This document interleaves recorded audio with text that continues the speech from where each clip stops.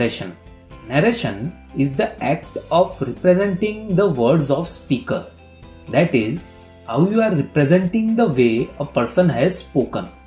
There are two main ways of reporting the words of speaker. First, direct speech, and second, indirect speech. Let's look into each of them in detail. So what is a direct speech?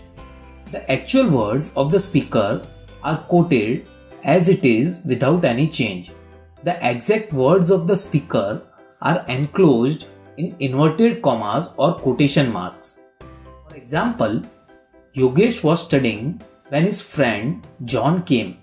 John asked, "What are you doing?" He said, "I am studying."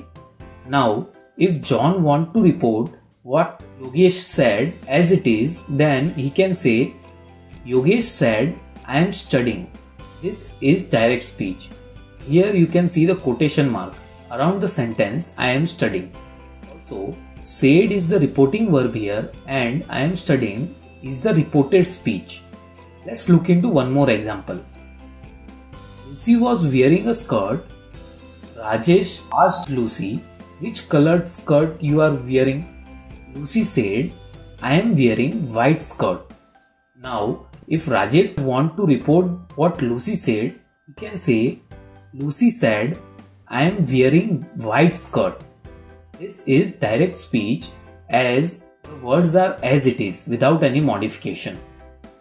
I hope you are clear with direct speech. Now let's understand what is indirect speech. Here the actual words of the speaker are transformed and they are said or written in a simple language. Now, why do we need indirect speech?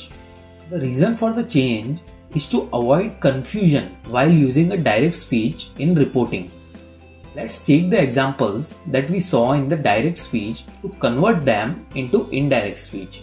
We saw that in direct speech we use the words as it is. Yogesh said, "I am studying." Now converting this to indirect speech, it becomes Yogesh said that he was studying. What are the changes that you can identify here? First is removal of inverted commas. Second is change of tense. You can see the present became past tense. And third is the use of conjunction that. Please remember these changes. Let's look into another example that we saw earlier. Lucy said, "I am wearing white skirt." Converting this to indirect speech, it will become Lucy said that she was wearing white skirt. What are the changes you can identify here while converting from direct speech to indirect speech? Here also, first is removal of inverted commas. Second one is the change of tense.